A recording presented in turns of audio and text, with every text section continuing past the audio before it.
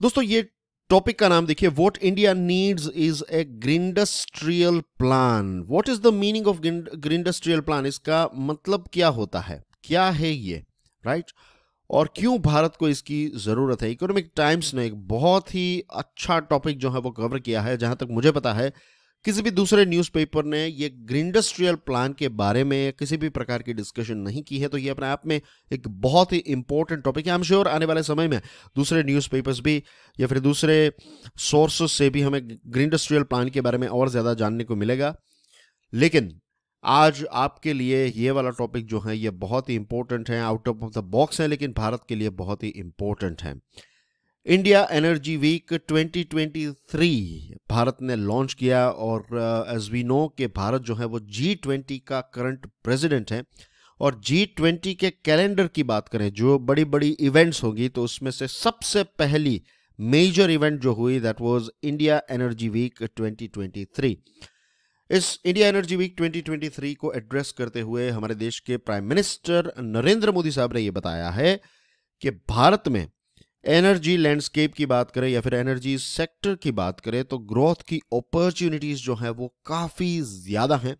और prime minister साहब ने दुनिया के G20 के जो लीडर्स थे, इसी के साथ जो इनवाइटेड देश के डेलीगेट्स हैं, बेसिकली पूरी दुनिया को एक इनविटेशन दिया है कि आप भारत में आइए और एनर्जी सेक्टर जो हैं इसमें इन्वेस्ट कीजिए, आपको रिटर्न भी अच्छा मिलेगा और अपॉर्चुनिटीज भी यहां पर आउटस्टैंडिंग है।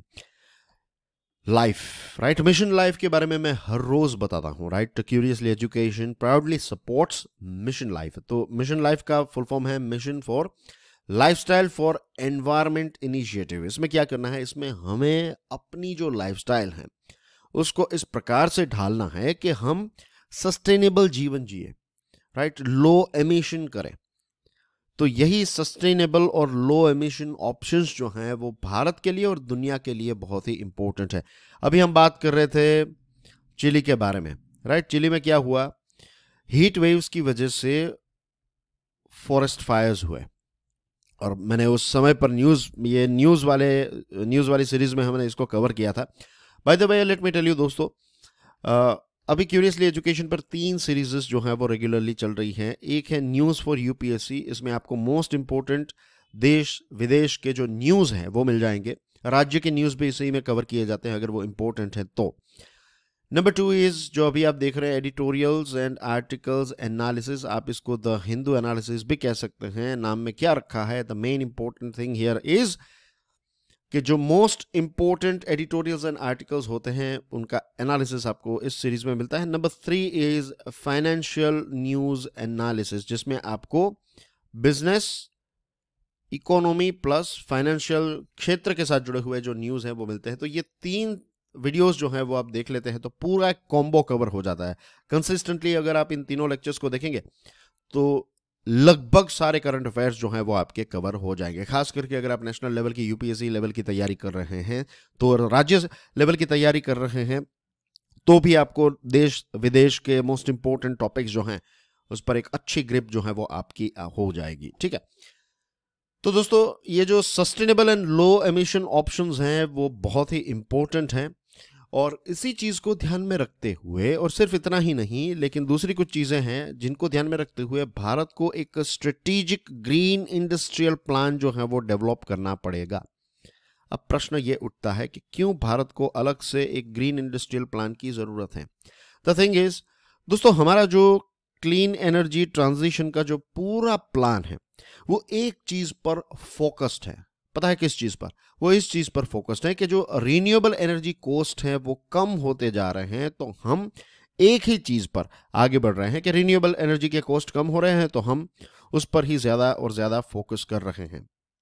लेकिन हमने एक चीज़ को इसमें मिस कर दिया है, that is research and development. ये कॉस्ट इफेक्टिवनेस की वजह से, क्योंकि हमारा पूरा लक्ष्य जो है वो कॉस्ट इफेक्टिवनेस और मिनिमाइजेशन की वजह से हमने रिसर्च एंड डेवलपमेंट पर कोई जोर ही नहीं दिया है। और रिसर्च एंड डेवलपमेंट के लिए जो पैसे आवंटित करने चाहिए वो ना के बराबर हैं या फिर बहुत ही कम है। प्रोडक्शन लिंक्ड इंसेंटिव स्कीम जो है, इसके माध्यम से हम रिन्यूएबल एनर्जी के इक्विपमेंट को हमारे देश में मैन्युफैक्चरिंग करने की सोच रहे हैं, ग्रीन हाइड्रोजन को ज़्यादा से ज़्यादा बनाने के बारे में सोच रहे हैं, एनर्जी स्टोरेज मिशंस को हम प्रमोट कर रहे हैं, which are good things, which are important things. लेकिन इतना पर्याप्त नहीं है। पता है क्यों? क्योंकि दुनिया की जो बड़ी बड़ी इकोनॉमीज हैं उन्होंने ग्रीन इंडस्ट्रियल प्लान्स लॉन्च किए हैं, और ये जो ग्रीन इंडस्ट्रियल प्लान्स हैं बड़े बड़े देशों के, बड़ी बड़ी इकोनॉमीज के, ये प्रोटेक्शनिस्ट या फिर प्रोटेक्शनिज्म पर खड़े हुए हैं। क्या मतलब है प्रोटेक्शनिज्म का? मतलब ये है कि उनके पास अगर कोई नई टेक्नोलॉजी आएगी तो वो टेक्नोलॉजी वो हमारे साथ इजीली शेयर नहीं करेंगे। फॉर एग्जाम्पल, यूएसए ने एक एक्ट निकाला है, इसका नाम है इन्फ्लेशन रिडक्शन एक्ट, और चाइना की एक स्ट्रेटेजी है जिसका नाम है ग्रीन इंडस्ट्रियल स्ट्रेटेजी। ये दोनों की दोनों स्ट्रेटेजीज जो हैं, या फिर एक्ट और स्ट्रेटेजी है, ये प्रोटेक्शनिज्म पर आधारित हैं। तो ये देश जो है वो क्या कर रहे हैं कि जो ग्रीन सब्सिडीज हैं इस पर एक प्रकार से बैरियर्स क्रिएट कर रहे हैं, right? The green subsidies war is brewing and barriers to export of relevant technologies are being erected.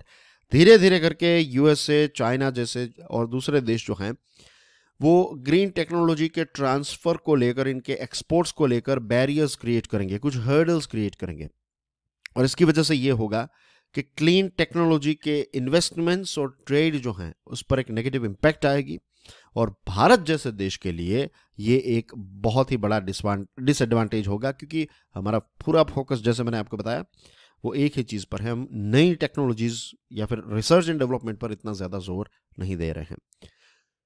तो अगर हमें ये सारे एक्सटर्नल शॉक्स जो हैं उनसे बचना है तो हमें एक ग्रीन इंडस्ट्रियल स्ट्रेटजी जो है वो डिज़ाइन करनी पड़ेगी, और हमें लोकल कैपेसिटीज़ को क्रिएट करने के लिए इनोवेशन, रिसर्च एंड डेवलपमेंट और नई टेक्नोलॉजीज क्रिएट करनी पड़ेगी। तो इसके लिए हमें R&D में और ज़्यादा इन्वेस्ट करना पड़ेगा।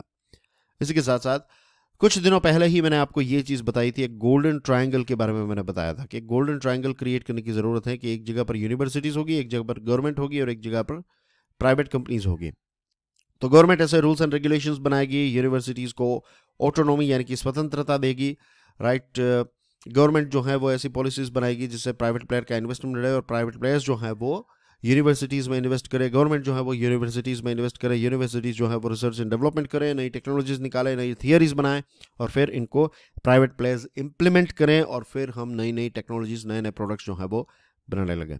तो ये पार्टनरशिप जो है वो हमें यहाँ पर क्रिएट करने की ज़रूरत है, और इसी के साथ साथ जो multiple clean technology value chains हैं इसमें हमें इन्वेस्टमेंट करने की ज़रूरत है। जी हाँ, हमें और ज़्यादा फोटोवोल्टिक सेल्स जो हैं वो हमारे देश में बनाने की ज़रूरत है, हमें विंड टर्बाइंस के जो पार्ट्स हैं वो हमारे देश में बनाने की ज़रूरत है, जो फिज़िकल पार्ट्स हैं वो तो चाहिए ही, फिज़िकल चीज़ों के बारे में तो हमें काम करना ही है। लिथियम का इंपोर्ट हम कैसे कर सके, उसकी सप्लाई चेन को कैसे सिक्योर कर सके, कोबाल्ट, कॉपर एक्सेट्रा, ये सारी चीज़ों को हम कैसे सिक्योर कर सके, ये सारे हमारे चिंता के या फिर हमारे इंपॉर्टेंट प्रश्न हैं ही। लेकिन इसी के साथ साथ नई टेक्नोलॉजीज़ के बारे में हम क्या कर रहे हैं, ये भी हमारे लिए एक बहुत ही इंपॉर्टेंट चीज़ बन जाती है, क्योंकि जैसे हमने देखा कि चाइना और यूएसए जैसे बड़े देश जो हैं वो ऐसी लेटेस्ट टेक्नोलॉजीज़ जो हैं वो ईजिली हमारे साथ शेयर नहीं करेंगे, तो वो हमारे लिए एक बहुत ही बड़ा डिसएडवांटेज हो जाएगा। तो आई होप ये जो ग्रीन इंडस्ट्रियल प्लान जो हैं इसके बारे में आपको सारी एक बिग पिक्चर जो है वो क्लियर हो गया होगा कि why we need a green industrial plan. अब दोस्तों बात करते हैं आईसेट के बारे में, right? Tech it not more hedging, Economic Times का ये आर्टिकल है। अगेन ये दूसरा आर्टिकल इकोनॉमिक टाइम्स से है, and we know dragon represents China. तो जब यूएसए की बात आती है, ये एक बहुत ही इंटरेस्टिंग ऑब्जर्वेशन है, ये पैटर्न आप देखिए। जब यूएसए की बात आती है तो यूएसए का जो डोमिनेंस है ना उसको चैलेंज करता है चाइना, और जब भारत की बात आती है तो अपना डोमिनेंस एस्टैब्लिश करने की कोशिश करता है चाइना। दोनों को चैलेंज कर रहा है चाइना, लेकिन यूएसए को एक अलग तरीके से उनका जो डोमिनेंस है उसको चैलेंज कर रहा है। चाइना ये कह रहा है कि नंबर 1 पोजीशन पर हम बैठ सकते हैं, आप यहां से हट जाइए। और भारत की जब बात आती है तब वो अपने आप को ऑलरेडी सुपीरियर ही मान रहा है, लेकिन भारत को ये रियलाइज करवाने की कोशिश कर रहा है कि देखिए चाइना सुपीरियर है, आप सुपीरियर नहीं हैं। तो ये बिहेवियर रहता है चाइना का।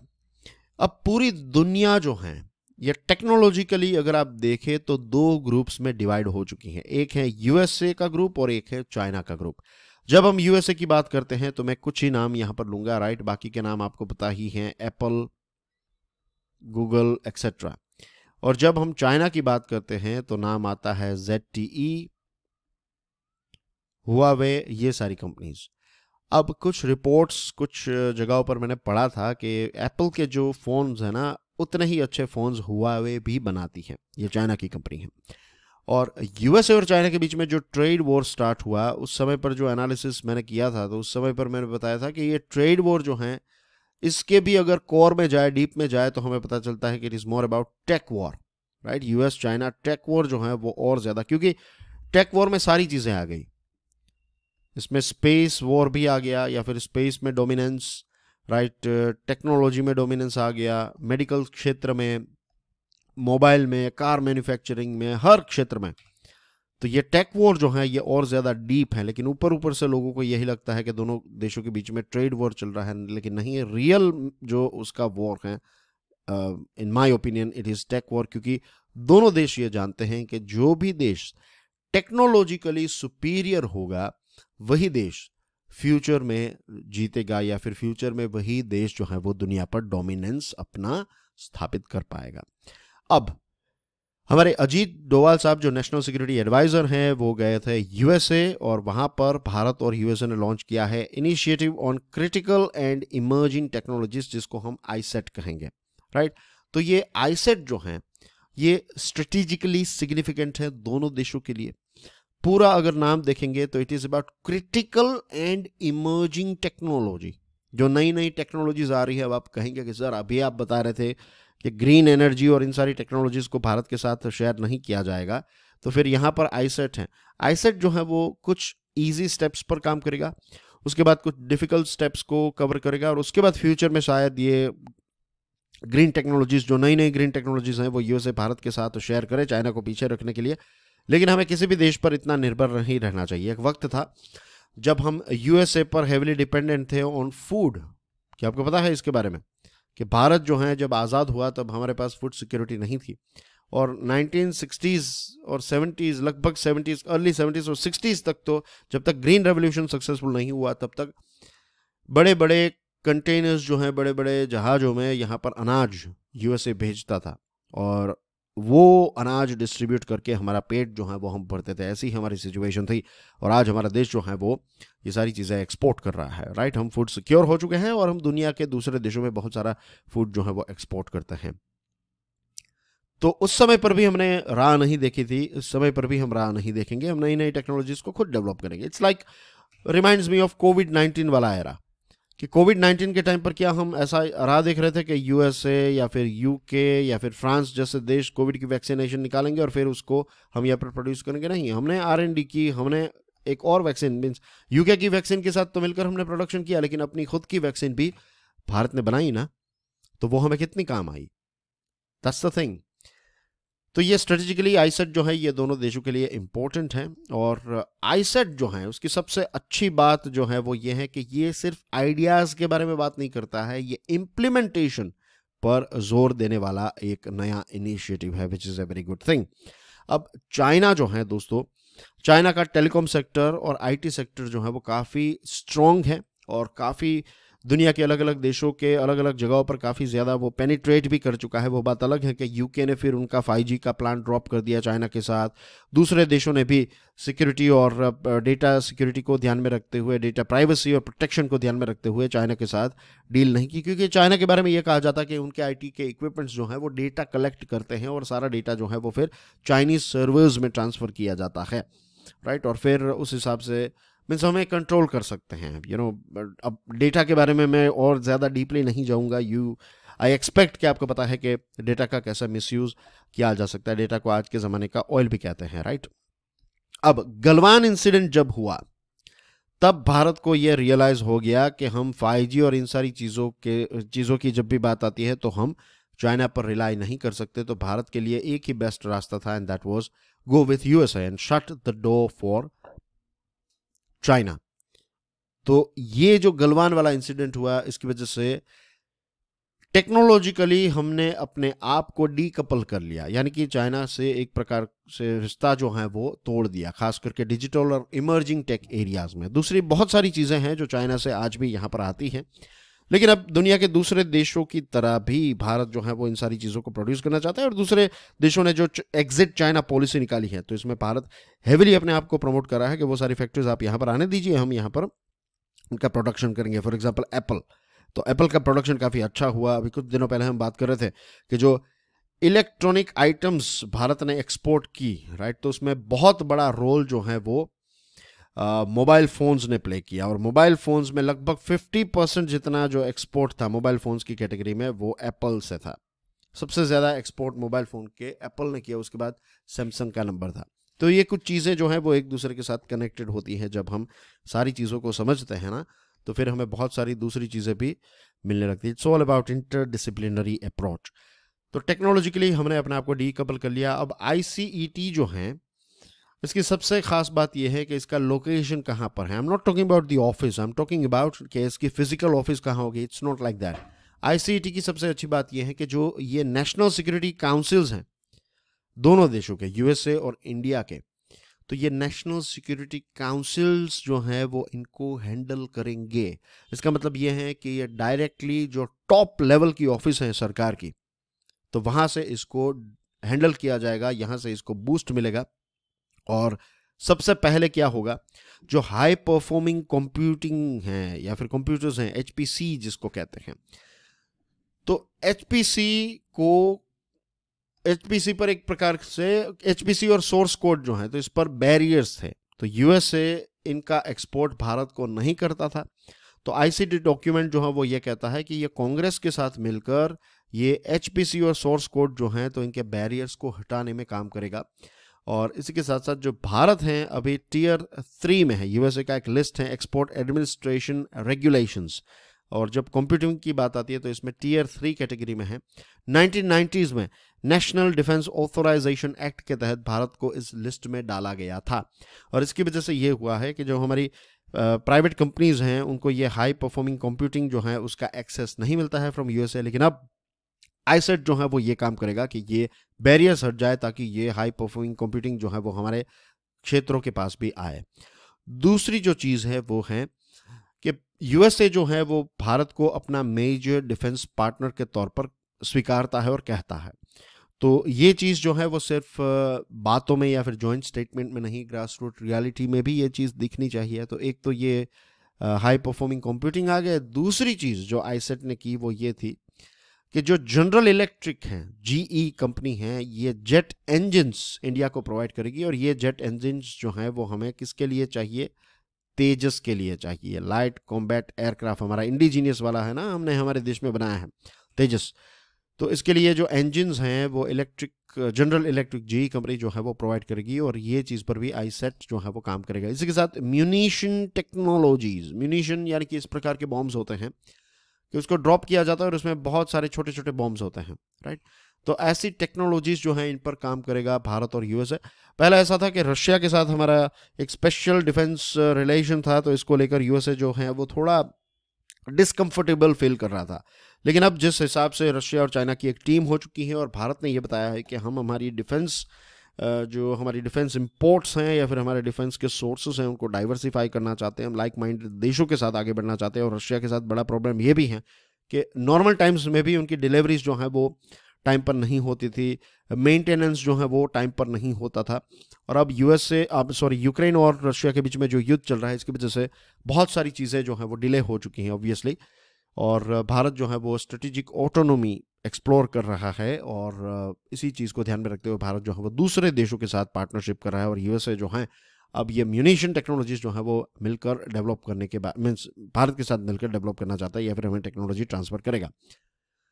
फिर दूसरा जो इंपॉर्टेंट एस्पेक्ट है that is semiconductors, of course, right. जब सेमीकंडक्टर्स की बात आती है तो यूएसए जो है वो दुनिया का लीडर है when it comes to research and design of semiconductors.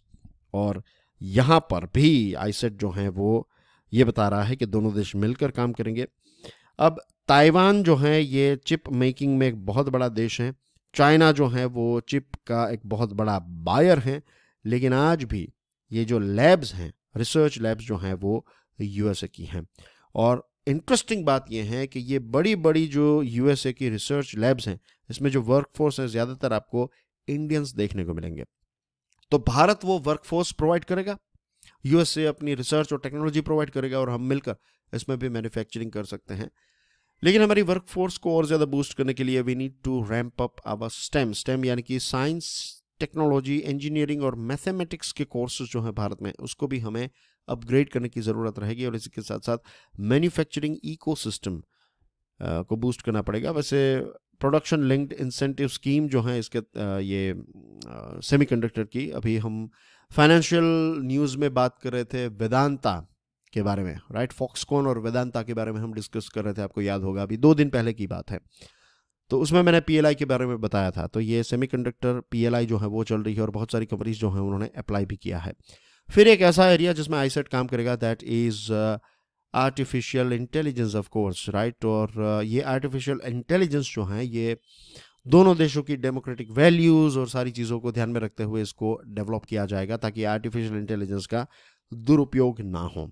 अभी हमने देखा कि चाइनीज़ बलून एयरक्राफ्ट जो हैं इसको यूएसए ने बर्बाद कर दिया, राइट। और उस पर यह इल्ज़ाम था कि ये एस्पियोनाज यानी कि स्पाई एक्टिविटी कर रहा है। और कुछ समय पहले वुआन वैंग फाई नाम का एक जहाज़ जो है, चाइना ने इसको रिसर्च वेसल कहा, बट वी ऑल नो कि इट्स फॉर एस्पियोनाज एक्टिविटीज़। तो ये श्रीलंका में लैंड हुआ था, भारत ने इसका विरोध किया था। और आज जब मैं आपसे बात कर रहा हूँ तो लेटेस्ट खबर ये भी आई है कि दक्षिण अमेरिका पर भी चाइना का ऐसा बलून जो है वो देखने को मिला है, और चाइना ने इस बात को माना भी है कि ये हमारा बलून है। तो वी नो के चाइना जो है वो अलग अलग टेक्नोलॉजीज़ का इस्तेमाल करते हुए यूएसए को चैलेंज कर रहा है, उनके डोमिनेंस को, और भारत को ये चीज़ परसुएट कर रहा है या फिर कन्विंस करने की कोशिश कर रहा है कि देखिए हम ही डोमिनेंट है यहाँ पर। लेकिन भारत और यूएसए मिलेंगे तो फिर ऐसा चाइना का जो भी ऐसा प्लान है वो सफल नहीं हो पाएगा। Municipal mess, times of India का ये आर्टिकल है। Municipal corporation of Delhi, MCD जो है वो न्यूज़ में है, और द रीज़न इज़ कि तीसरी बार, 1 महीने के अंदर तीसरी बार कोशिश की गई कि एमसीडी को अपने मेयर मिल जाए, लेकिन ये चीज़ पॉसिबल नहीं हुई, बिकॉज आप और बीजेपी जो हैं उनके काउंसिलर्स के बीच में टसल चलती रहती हैं, और इलेक्शन प्रोसेस जो है मेयर के, इनको लेकर दोनों के बीच में टसल चलती है, और ये लगभग 1 साल पुरानी टसल है दोनों पार्टीज़ के बीच में। अब दिल्ली के बारे में हम जानते हैं कि एक बहुत ही यूनिक गवर्नेंस स्ट्रक्चर है इसका, यूनियन टेरिटरी है, लेकिन इसके चीफ मिनिस्टर और कैबिनेट है, राइट। पुलिस और दूसरे ऐसे टॉपिक्स जो हैं तो वो होम मिनिस्ट्री यानी कि सेंट्रल गवर्नमेंट के द्वारा देखे जाते हैं। तो यहाँ पर मल्टीप्लिसिटी ऑफ अथॉरिटीज़ हैं, तो ऐसी जगह पर स्टेट और सेंट्रल गवर्नमेंट को मिलकर काम करना चाहिए, लेकिन in an ideal world hyper competitive politics की वजह से ये चीज़ जो है वो नहीं हो पा रही है। अब मेयर नहीं है, डेप्यूटी मेयर नहीं है, और स्टैंडिंग कमेटी नहीं है। इसकी वजह से एक स्पेशल ऑफिसर जो हैं वो अब एमसीडी के इंचार्ज है, टेम्पररी यही सारी चीज़ें कर रहे हैं। लेकिन जो बड़े बड़े डिसीजंस हैं, पॉलिसी मैटर्स के डिसीजंस, डेवलपमेंट वर्क्स के डिसीजंस, कुछ प्रोजेक्ट्स ऐसे हैं जो ये मेयर, डेप्यूटी मेयर और स्टैंडिंग कमेटी न होने की वजह से डिले होते जा रहे हैं। और नुकसान किसको हो रहा है? देश के नागरिकों को, दिल्ली के नागरिकों को नुकसान हो रहा है। ये दिल्ली की बात है। अब बात करते हैं मुंबई की। बीएमसी जो हमारे देश की सबसे रिचेस्ट सिविक बॉडी है, तो यहाँ पर भी ऐसा ही है कि इसको एक एडमिनिस्ट्रेटर जो है वो मैनेज कर रहे हैं। तो रीज़न इज़ कि ये जो बीएमसी हैं तो इसकी टर्म जो है वो एक्सपायर हो चुकी हैं, और जो इलेक्शंस हैं वो डिले होते जा रहे हैं, right. Further, an astonishing 22 of 28 municipal corporations in Maharashtra have seen their terms expire with fresh poll nowhere in sight. तो लगभग महाराष्ट्र के बड़े बड़े शहरों में इस प्रकार की सिचुएशन हमें देखने को मिल रही है, और ये हमारी डेमोक्रेसी को अंडरमाइन करती है। हमारा कॉन्स्टिट्यूशन जो है इसमें 74th अमेंडमेंट जब किया गया 1992 में, तो इस अमेंडमेंट में ये था कि जो हमारी अर्बन लोकल बॉडीज़ हैं उनको राज्य सरकारें एम्पावर करेगी, उनका सशक्तिकरण होगा।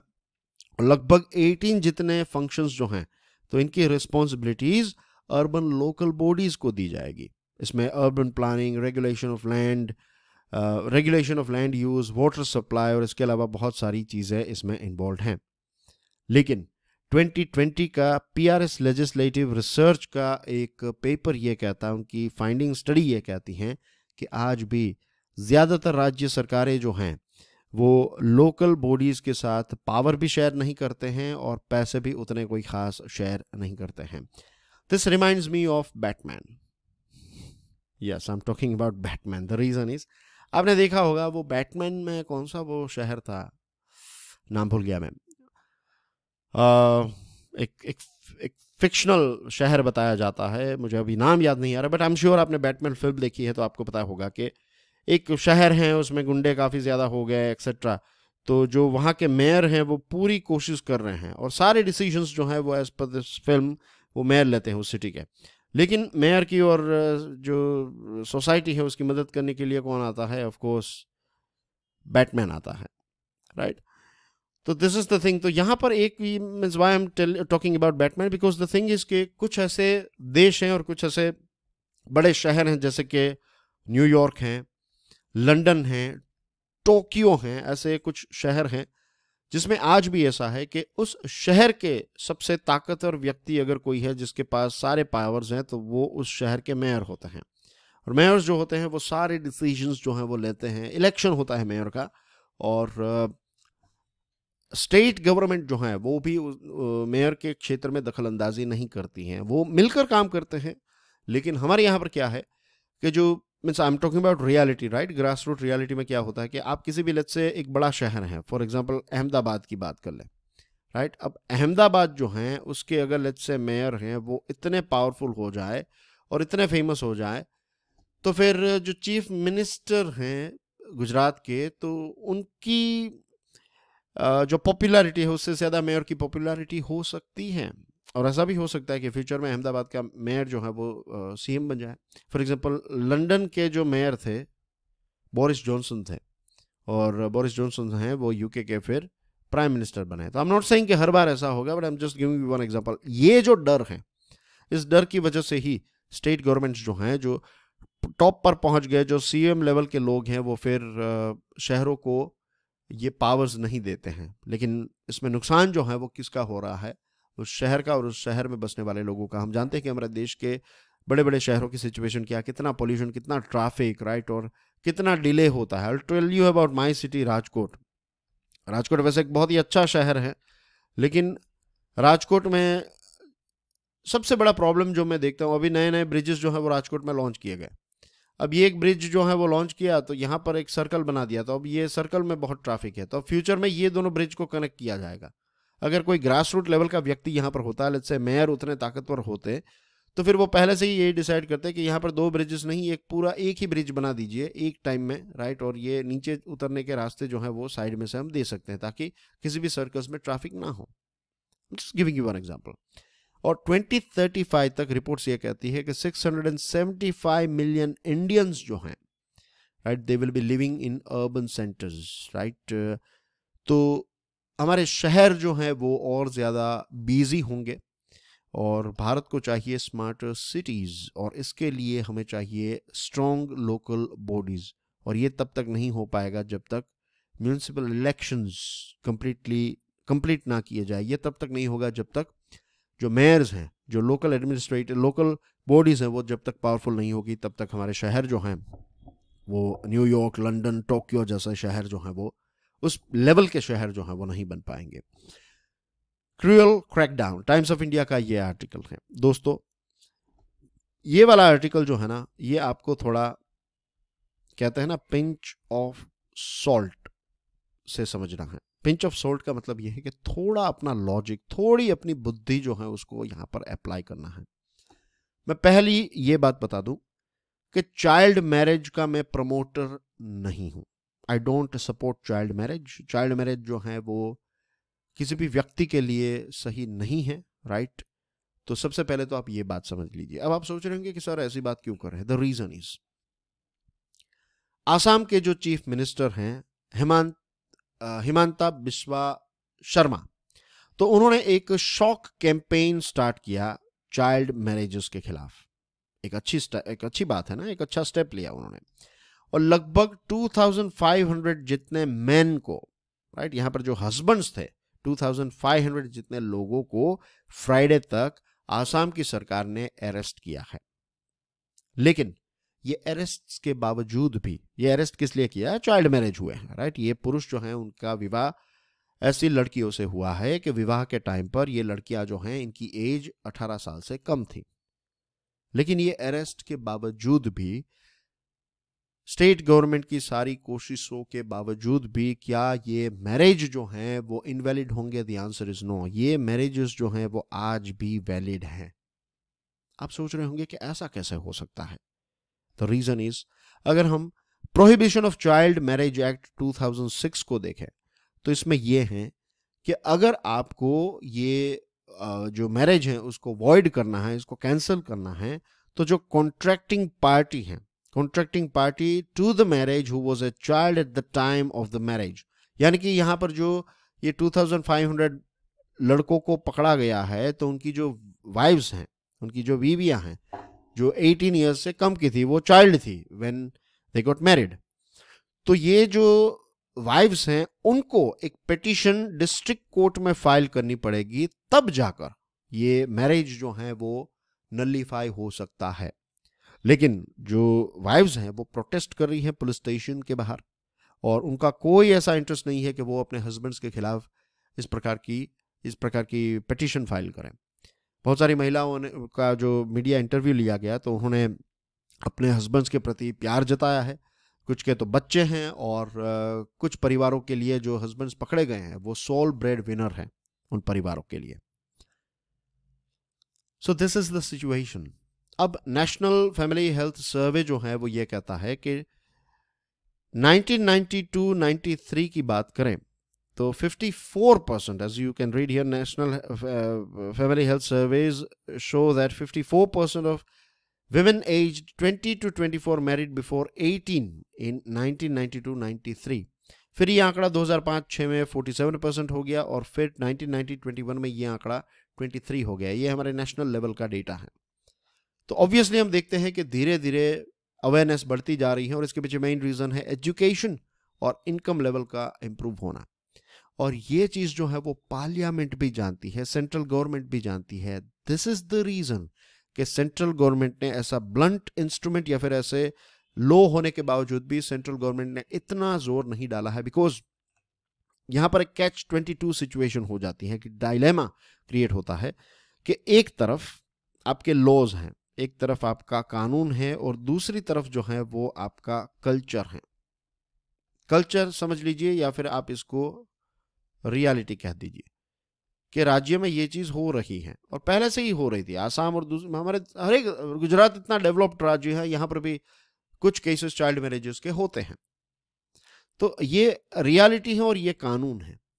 अब धीरे धीरे आंकड़ा कम होता जा रहा है, और ये पार्लियामेंट और सेंट्रल गवर्नमेंट भी जानती है, और सेंट्रल गवर्नमेंट ये भी जानती है कि इकोनॉमिक और एजुकेशनल डेवलपमेंट की वजह से धीरे धीरे ये आंकड़ा जो है वो कम होता जाएगा। लेकिन सरकार ये भी जानती है कि हमारे देश में इकोनॉमिक और एजुकेशनल डेवलपमेंट जो है वो अनइवन है। कुछ जगहों पर अच्छा है, कुछ जगहों पर इतना अच्छा नहीं है, और ज्यादातर जो मोस्ट डिप्राइव्ड पॉपुलेशन है, जो सबसे गरीब हैं या फिर सबसे पिछड़ा हुआ जो वर्ग है, एस्पिरेशनल जगहें जो हैं, तो वहां पर ही हमें इस प्रकार के केसेस जो हैं वो ज्यादा देखने को मिलते हैं, ये चाइल्ड मैरिजेस के केसेस। तो इनको अवेयरनेस ड्राइव और इन सारी चीजों से बेनिफिट्स प्रोवाइड करके हम इसको रोक सकते हैं। आप क्रैकडाउन करेंगे हस्बैंड्स पर तो इससे आप उन चीजों को रोक नहीं पाएंगे। In fact you will make things more dirty. और ये जो सीवियर एक्शन है, ये रेट्रोस्पेक्टिव एक्शन ली गई है। Do you know what the meaning of retrospective? Let's say आज हम बात कर रहे हैं तो तारीख है 8 फरवरी। इसको समझ लीजिएगा। तो मान लीजिए आज के दिन, आज अभी मैं बात कर रहा हूं आपसे तो सुबह है, तो इवनिंग या फिर आफ्टरनून के टाइम पर किसी का मैरिज होने वाला है, और फिर सरकार को पता चलता है कि ये इसमें जो लड़की है उसकी एज 18 से कम है, तो उस शादी को रोके, दैट्स ए गुड थिंग। कि मैरिजेस नहीं होने दे रहे हैं, दैट्स अ डिफरेंट थिंग। लेकिन आज से 2 साल पहले किसी का मैरिज हो गया है, किसी की शादी हो चुकी है, फिर आप 2 साल के बाद उसके हस्बैंड को पकड़ कर लेकर आते हैं, तो वो कहाँ का इंसाफ है? वो बराबर नहीं है ना। आप उस फैमिली को डिस्टर्ब कर रहे हैं। तो जो प्रोटेस्टिंग महिलाएं हैं उनकी आवाज भी आसाम सरकार को सुननी चाहिए। और सेंट्रल गवर्नमेंट भी, अभी देखिए सेंट्रल गवर्नमेंट इस पर ऐसे कोई ब्लंट इंस्ट्रूमेंट यूज नहीं कर रही है। तो दैट्स द थिंग। तो awareness, education, economic development, right, सरकार की तरफ से सपोर्ट, ये सारी चीजों से धीरे धीरे चाइल्ड मैरिजेस जो है वो कम होंगे। And that's everything in today's discussion, dear friends. Thank you very much for watching this video. God bless you all. Jai Hind.